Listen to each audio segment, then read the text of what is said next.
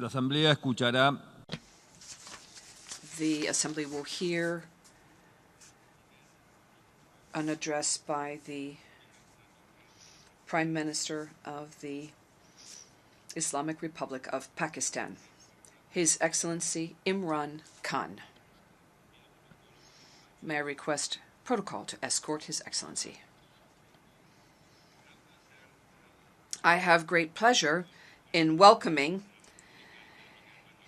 His Excellency Prime Minister of the Islamic Republic of Pakistan, and I invite him to address the General Assembly. Bismillah ar-Rahman ar-Rahim. Iyyaka na'budu wa iyyaka nasta'in. Mr. President, Honorable Secretary General, Excellencies, ladies and gentlemen,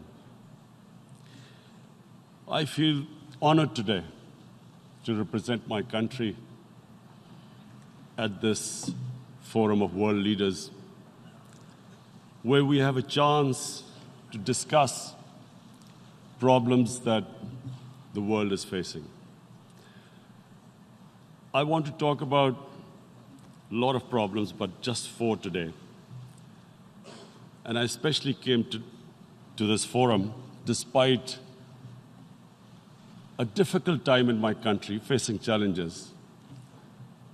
I would not have come, but because I feel that there are some very urgent problems which the world must address.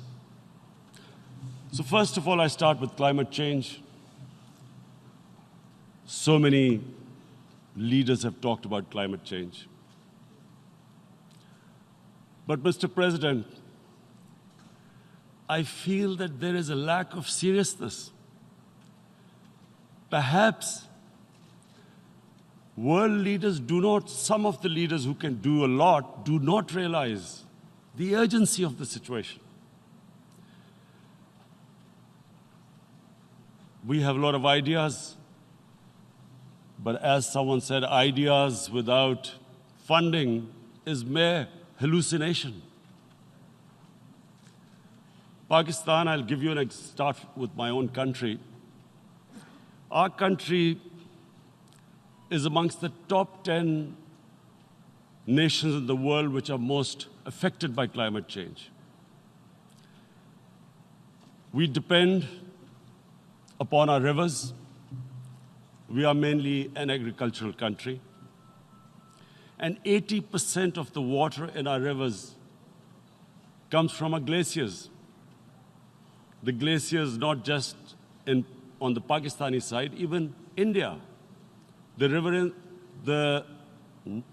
80% of the water in Ganges and the Indian rivers also comes from the glaciers, from the Himalayan glaciers, Karakoram, Hindu Kush. And these glaciers are melting at quite a rapid pace. We detected already 5,000 glacial lakes in our mountains. And if this keeps going, if nothing is done, we are scared that humans are facing a huge catastrophe.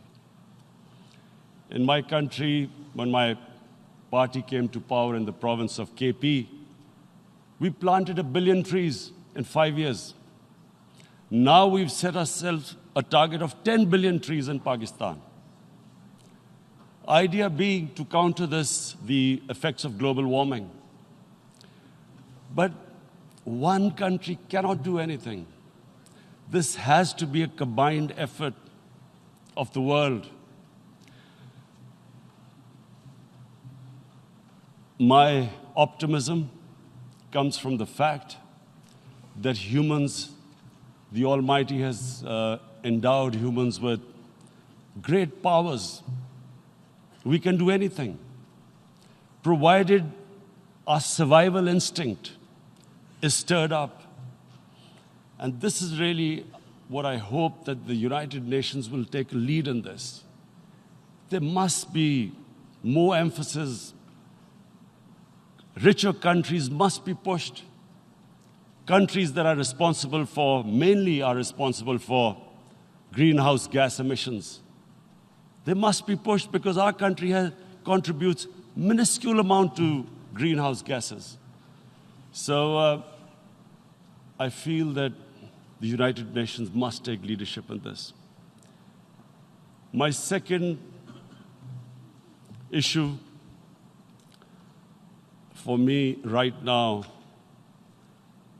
is even more critical. Mr. President, every year, billions of dollars leave the poorer countries and go towards rich countries. Billions of dollars siphoned off by the ruling elites of the developing world. And they find their way into Western bank accounts, offshore accounts, tax havens, expensive properties hidden behind companies bought in Western capitals. Mr. President, this is devastating the developing world. This is causing more poverty, debts. It's impoverishing the developing world. The difference between rich and poor countries is growing because of this. Money laundering, which happens because money leaves the poorer countries into rich countries, is not treated the same as, for instance, money from drugs or terror financing. The seriousness which terror financing and money from drugs, the way it is treated, it's not the same. The way the poor countries are being plundered by their elites. It's not happening. In my country, when I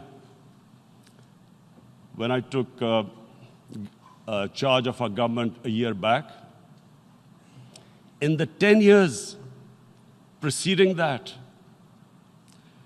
our total debt went up 4 times. The debt we had accumulated in 60 years, just in 10 years, it went up 4 times. As a result, the total revenue we collected in 1 year, half of it went into debt servicing. How are we going to spend money on our human beings, 220 million people, when half the money is going into debt servicing? Because our country was plundered by the elites, the ruling elite. And easily they could get the money out. And when Mr. President, we located properties in Western capitals bought by this money through corruption and money laundering, located the properties of these corrupt leaders, we find it so difficult to retrieve it. That money, if we retrieved that money, we could spend on our human beings. But it's so difficult. The laws protecting these criminals. We do not have the sort of money to have expensive lawyers and spend millions and millions of dollars. We need help from the rich countries. And Mr. President, it's critical. The rich countries must show political will. They cannot allow this to happen. How can the poor countries spend money on human development, which the United Nations asks, SDG? How are we going to do it when this money can easily leave our countries? So, unless the rich countries intend to build walls to stop economic refugees coming as we see right now, they must take action. They must take action now. It must be a deterrent. Corrupt ruling elites should not be able to take money out easily and park it into foreign bank accounts and into these properties abroad. And I never understand why. Why do we have these tax havens? Why is this allowed? Why shouldn't rich people pay taxes? Why is it legal to have these tax havens where you have these secret accounts? Because, the world is changing. The population of the world is growing. Sooner or later, you're going to have a crisis if the poor get poorer and the rich get richer. There is going to be a crisis sooner or later. So this is my second point. I hope that the United Nations takes a lead in this. It involves the IMF, the World Bank, Asian Development Bank. They must find a way of stopping this plunder of the developing world. My third point is Islamophobia. There are 1.3 billion Muslims in this world.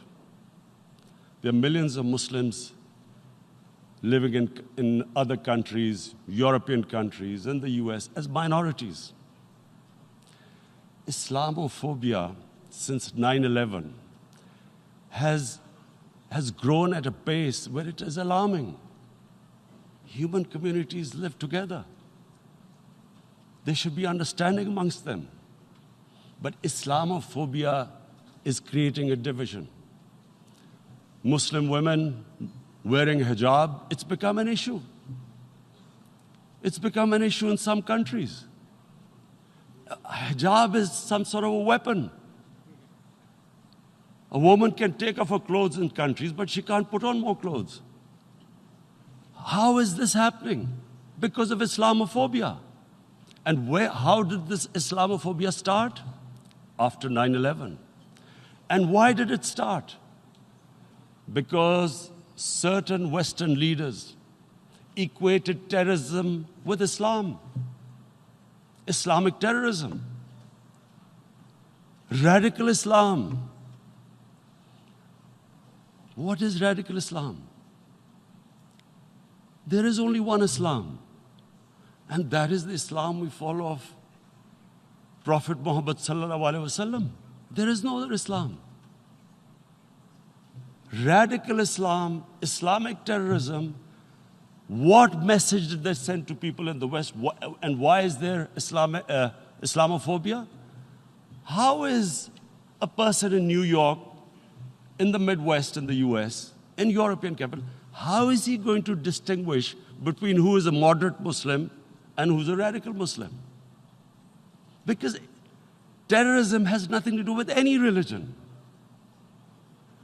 This Islamic terrorism, Islamic radicalism, and sadly used by leaders, this has been the main reason for this Islamophobia. And it has caused pain amongst Muslims. We in Muslim countries watch this Islamophobia traveling abroad, and it's getting worse. And may I just say, Mr. President, that in European countries, it is marginalizing Muslim communities. And we all know that marginalization leads to radicalization. Some of the people who ended up as militants in Syria and other places were from marginalized Muslim communities. And my point here is that we must address this issue. I'm sad to say that we Muslim leaders have not addressed this issue either. After 9/11, when this thing came about war against radical Islam, rather than Muslim leaders trying to explain to the West that there is no such thing as radical Islam, in all human communities, they are radicals. They're liberals and rest are moderate. All human communities, Christians, Jews, everyone has it.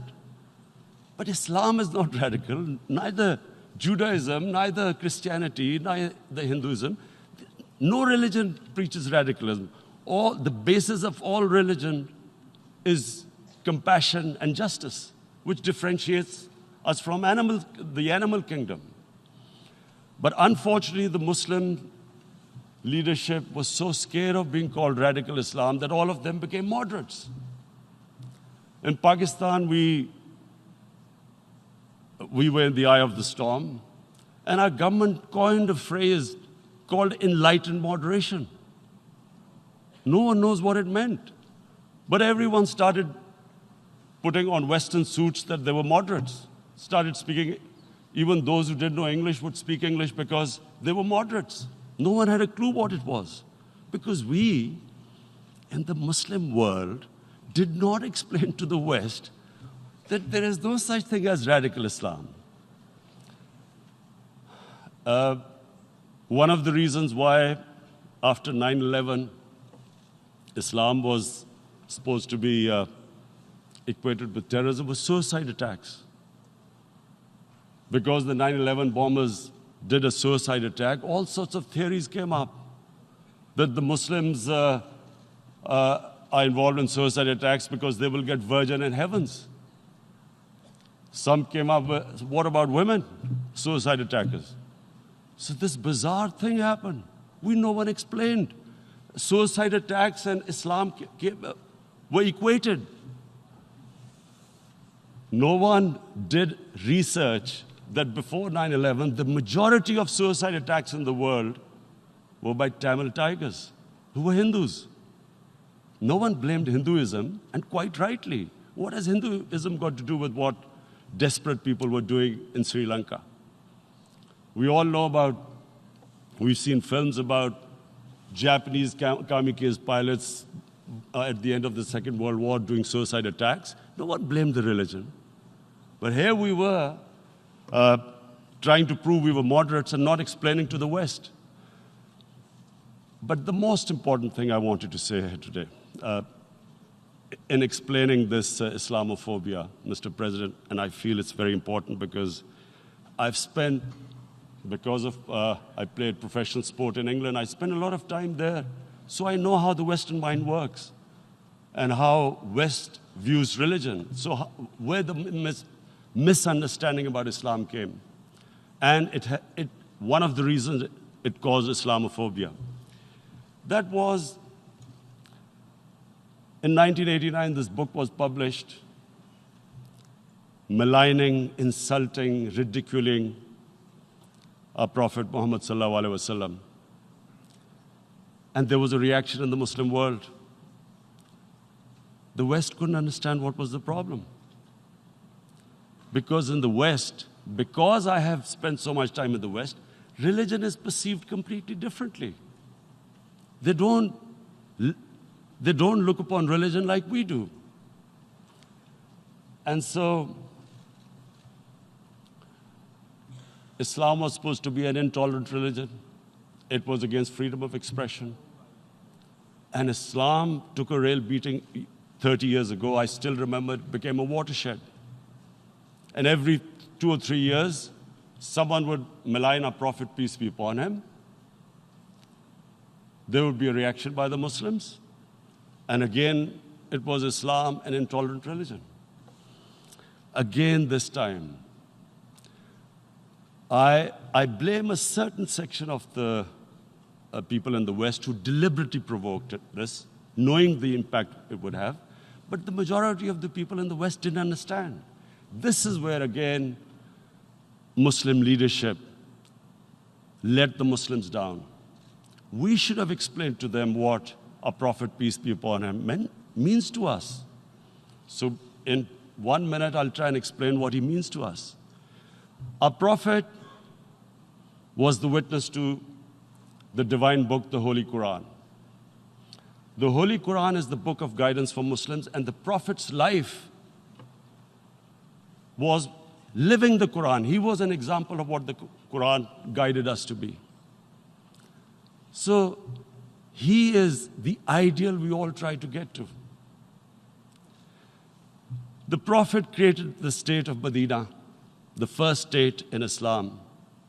That state was the basis of a Muslim civilization which became the predominant civilization for the next 700 years. And what was that state? I hear such strange things about Islam, that it is against women, it's against minorities. The first state of Islam in Medina, it was the first time a welfare state was set up. The state took responsibility of the weak, widows, orphans, poor people, handicapped. It taxed the rich, spent the money on the poor.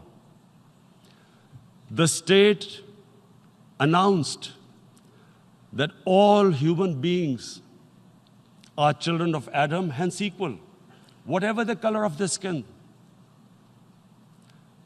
The state announced, the Prophet announced that, and slavery, the whole system depended on slavery as it did for many years in the Western societies. The Prophet said that one of the greatest deeds is to free a slave. But because the society depended on slavery, he said, but if you have to, treat them as an equal member of the family. And as a result, something happened in a Muslim world which hasn't happened in any other civilization. Slave dynasties appeared. Slaves became kings. The Mamluks, slaves who ruled Egypt. In India, there were slave dynasties.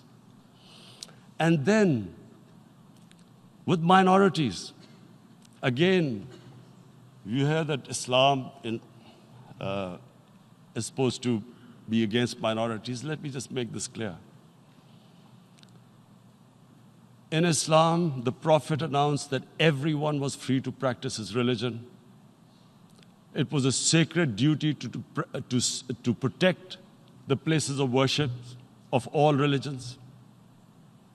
He announced that every person is equal in front of law, whatever his religion or his color.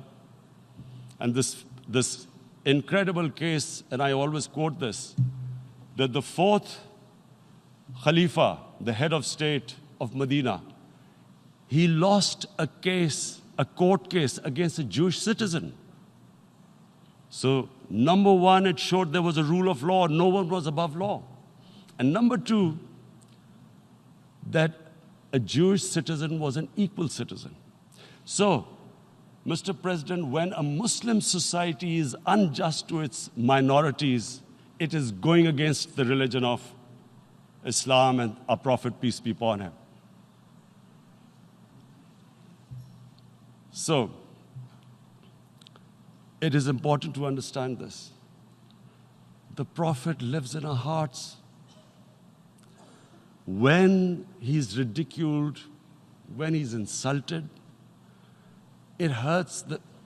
As we human beings understand one thing, the pain of the heart is far, far, far more hurtful than physical pain. And that's why the Muslims react. And I always thought that if I ever had the stage, I would try and explain this to the world community, especially to the Western community, because having lived in the Western community, people didn't understand this. When I first went as a teenager to England, there was a comedy film on Jesus Christ.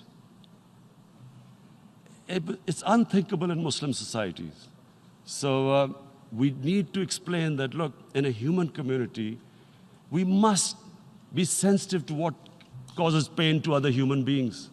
We have,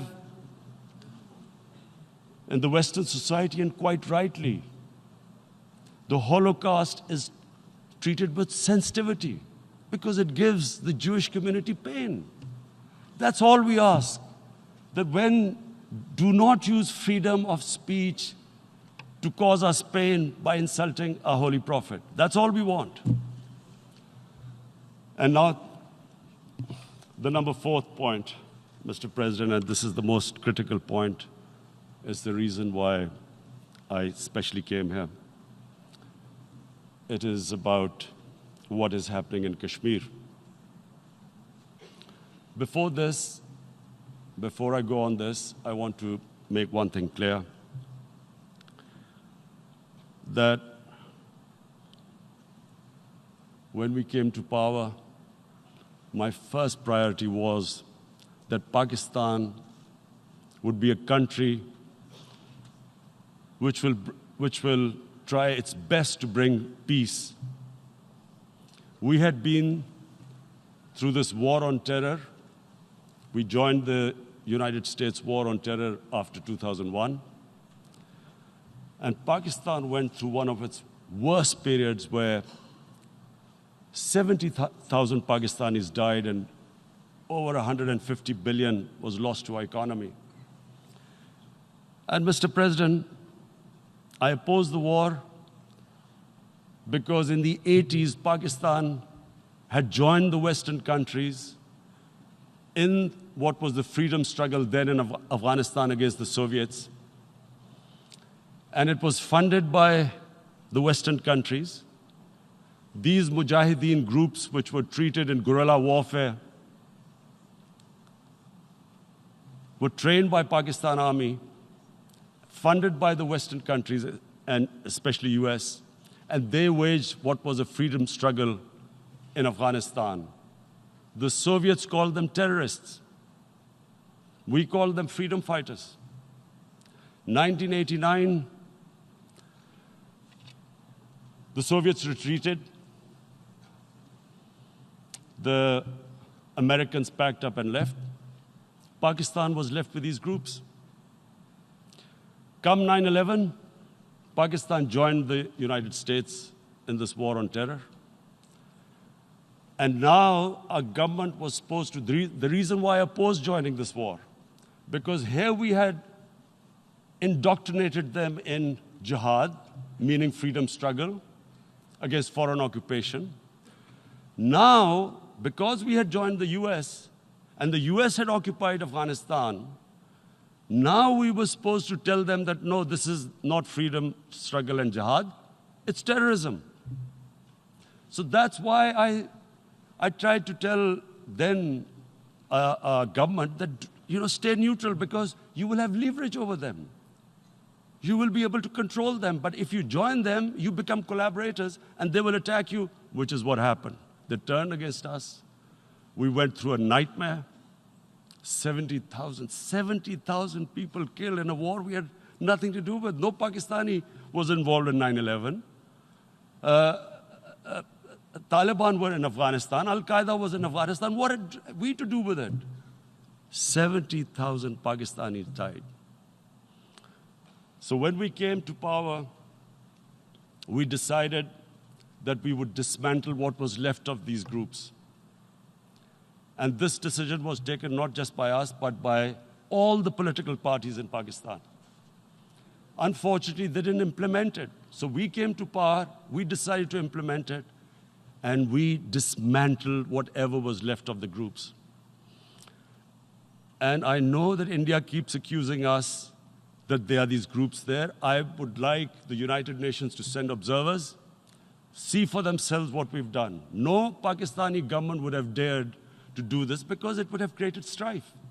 But we decided that there would be no militant organizations in Pakistan. So I need to give you this background and to what I'm going to say later on. And secondly, we started mending fences. I invited the Afghan president. We developed a relationship with Afghanistan. We had problems with Iran. We mended fences there. And then India. Now let me just give you a little background about my relationship with India. Because of cricket, and cricket being it's a passion in the subcontinent, I had great following in India.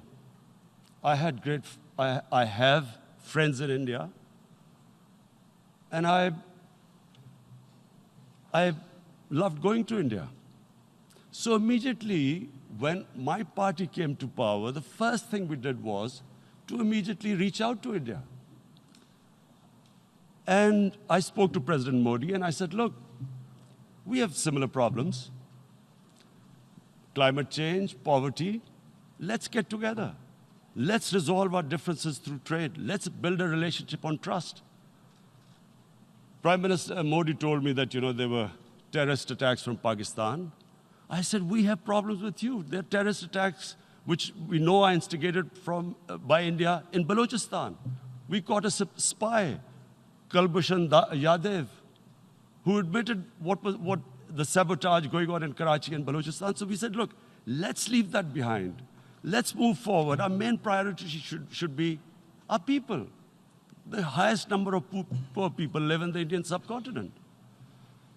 Unfortunately, didn't make any headways. Our foreign minister was supposed to meet on this in the UNGA last year.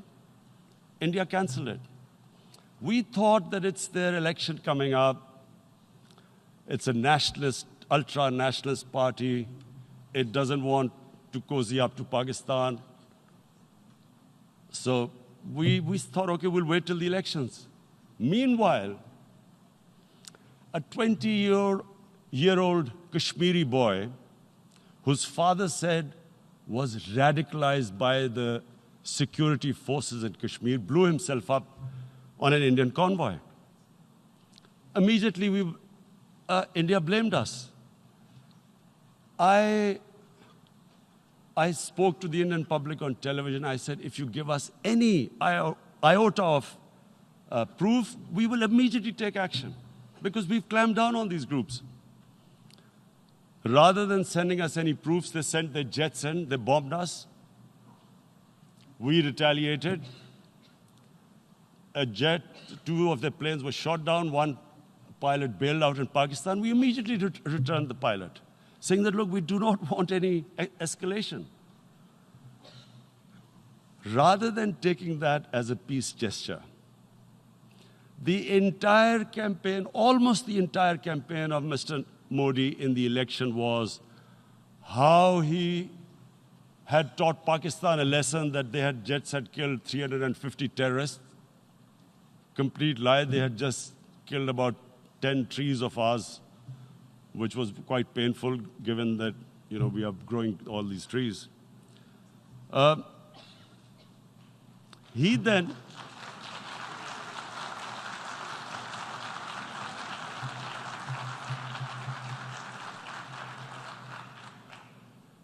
the election campaign, Mr. Modi used words like, this is just a trailer, the movie is about to start.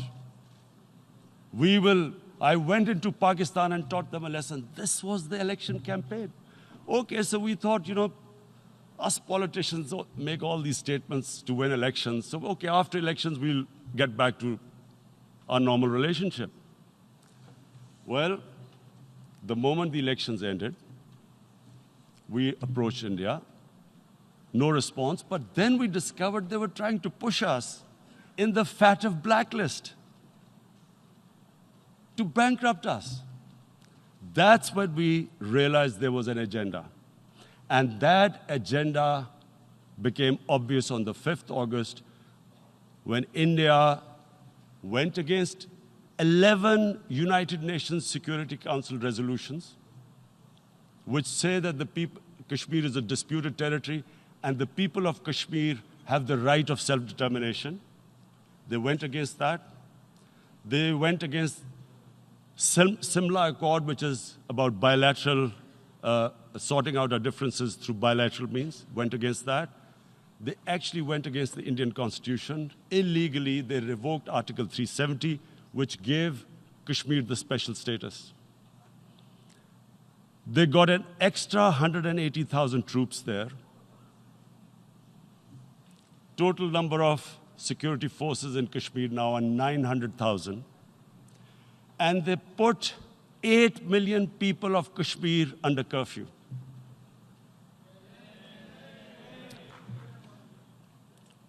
Mr. President, now I just briefly want to make the people understand, how can anyone do something like this? And for that, I have to explain to you what is RSS. RSS, Mr. Narendra Modi is a life member of RSS. RSS was an organization that was inspired by Adolf Hitler and Mussolini, came about in 1925. They believed in racial purity, racial superiority. They also believed they were an Aryan race like the Nazi believed they were an Aryan race. All that I'm saying can be verified. This is the time of information revolution. You can Google all this, what I'm saying. But it is very important for me to explain this to you so you know what is happening in India. This RSS believed in the ethnic cleansing of Muslims from India. At one point, there was racial superiority of the Hindu race. Secondly, it was hatred for the Muslims and for the Christians, because they believed that this golden age of Hindu civilization was stopped because of Muslim rule centuries back and then the British rule of India. So it was racial superiority and hatred for Muslims and Christians. This is openly stated. You look at the founding fathers of RSS, Golwalkar and Savarkar. Just Google them and you'll find out. And this ideology of hate is what murdered the great Mahatma Gandhi in 1948. It was this ideology of hate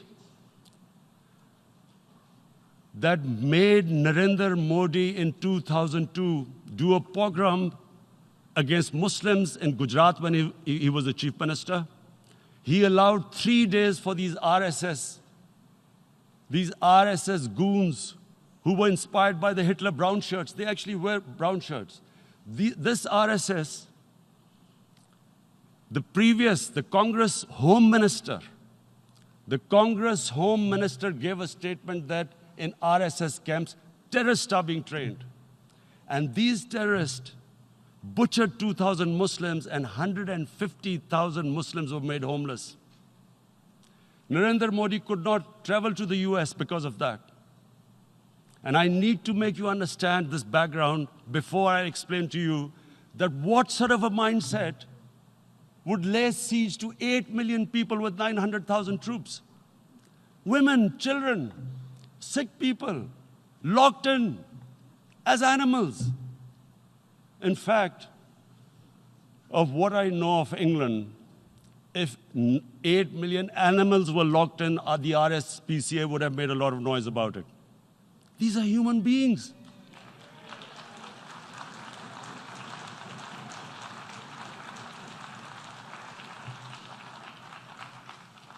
And Mr. President, what comes with racial superiority, these illusions of Aryan superior race, is arrogance. The two go together. And it's arrogance that makes people make mistakes and do stupid things. Cruel things like what Narendra Modi has done. It's sheer arrogance.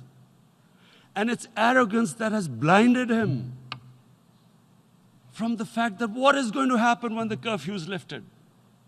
Has he thought about it? This hasn't been thought through.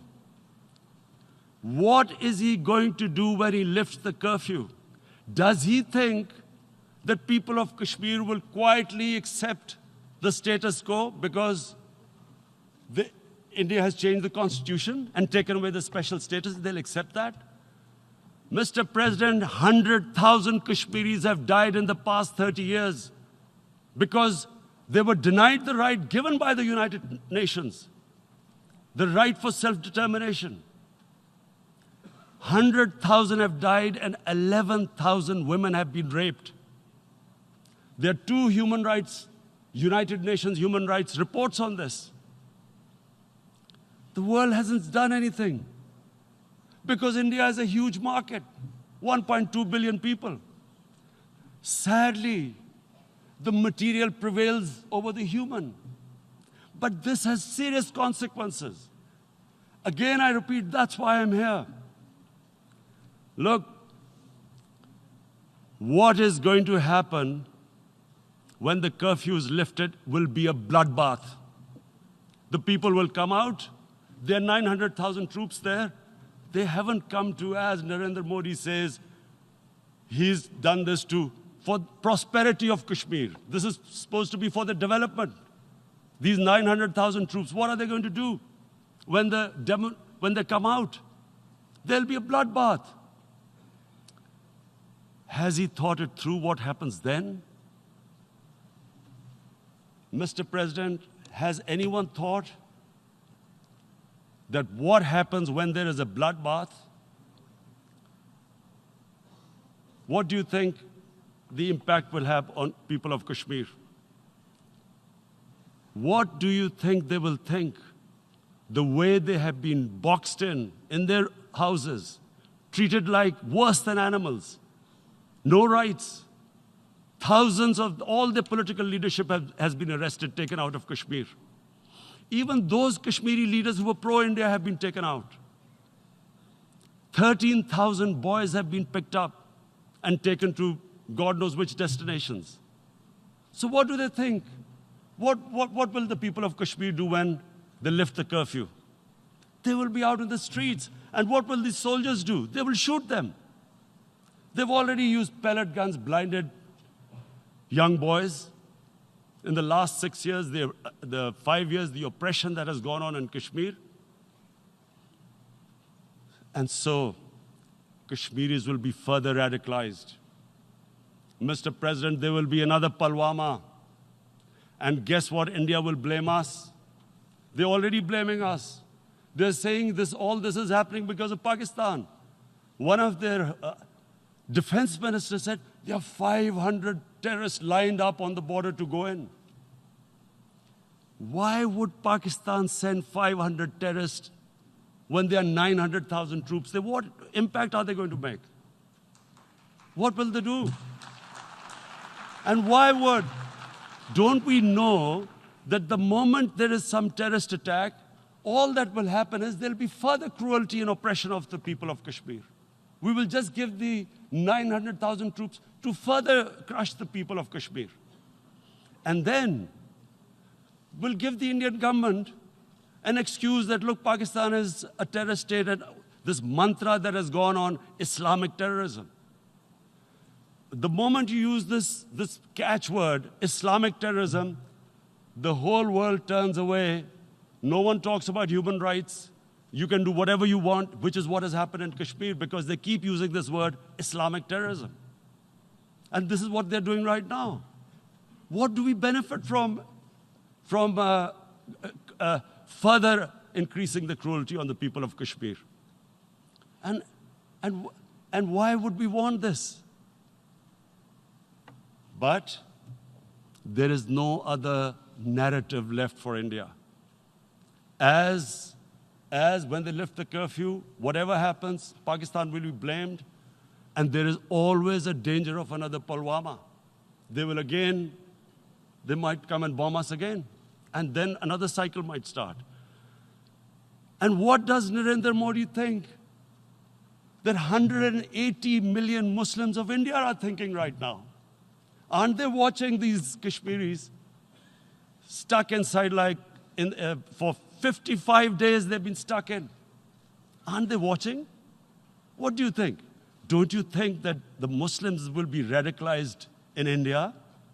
And I'm talking about 180 million people. And when they get radicalized, there will be some incident in India somewhere down the line. Again, we will be blamed.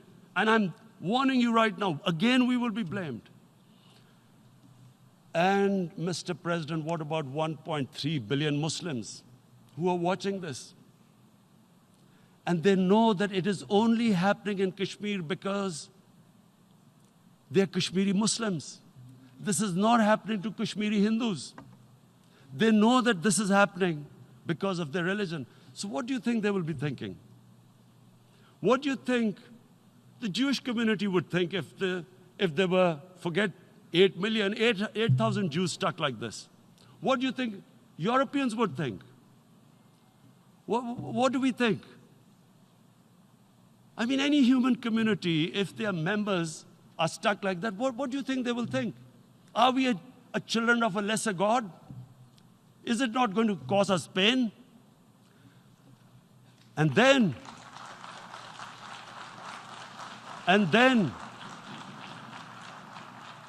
I'll tell you what will happen. People will, in the 1.3 billion Muslims, someone will pick up arms. I know we've been brought up with films, Western films. This good, decent guy doesn't get justice. he decides to pick up a gun and start seeking justice. There was a film made in New York, famous film called Death Wish. This guy gets mugged by and his family, his wife gets killed or something. He can't get justice. He picks up a gun and he goes around shooting muggers. And the whole cinema cheers him on. So what do you think the Muslims are thinking right now? If there is a bloodbath, there will be Muslims becoming radicals, not because of Islam, but because of what they will see, that there's no justice when it comes to Muslims. There were Rohingya Muslims, Myanmar, who are, God knows, almost 1 million people out, ethnic cleansing. What was the response of the world community? So what do you think will be the response of 1.3 billion Muslims? I picture myself. I'm in Kashmir. I've been locked up for 55 days. I have heard about, and there are rapes, Indian Army going into homes, soldiers. Would I want to live this humiliation? Would I want to live like that? I would pick up a gun. You're forcing people. You are forcing people into radicalization. When people lose the will to live, what is there to live for? And this is what, if you can do this to human beings, you are actually radicalizing people. And so, Mr. President, I want to repeat here, this is one of the most critical times. There will be a reaction to this. Pakistan will be blamed. 2 nuclear-armed countries will come face to face like we came in February. And before we head in that direction, the United Nations has a responsibility. This is why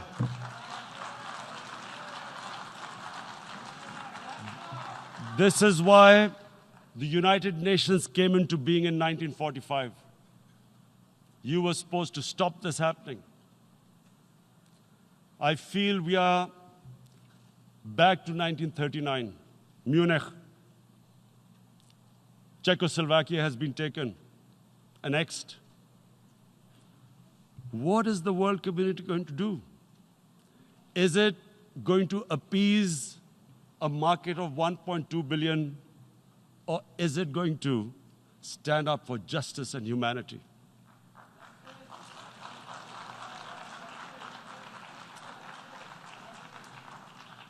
If this goes wrong, you hope for the best, but be prepared for the worst. If a conventional war starts between the 2 countries, Mr. President, if a conventional war starts, and anything could happen, but supposing a country 7 times smaller than its neighbor is faced with the choice, either you surrender or you fight for your freedom till death, what will we do? I ask myself this question. And my belief is, La ilaha illallah, there is no God but one. And we will fight. And when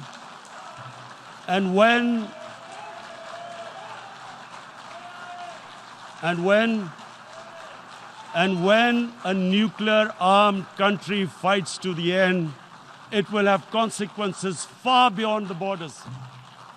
It will have consequences for the world, which is why I repeat I'm here. Because I'm warning you, it's not a threat. It's a fair worry that where are we headed? And I've come here to tell the UN, you've got to, this is a test for the United Nations. You are the one who guaranteed the people of Kashmir the right of self-determination. They are suffering because of that. And this is the time. This is the time not to appease like in 1939 appeasement took place. This is the time to take action. And number 1 action must be that India must lift this inhuman curfew, which has lasted for 55 days. It must free all political prisoners, and especially those 13,000 boys that have been picked up. Parents don't know where they've disappeared. And then the world community must give the people of Kashmir the right of self-determination. Thank you. En nombre de la Asamblea General agradezco. On behalf of the General Assembly, I would like to thank His Excellency, the Prime Minister of Pakistan, and I ask protocol to escort His Excellency.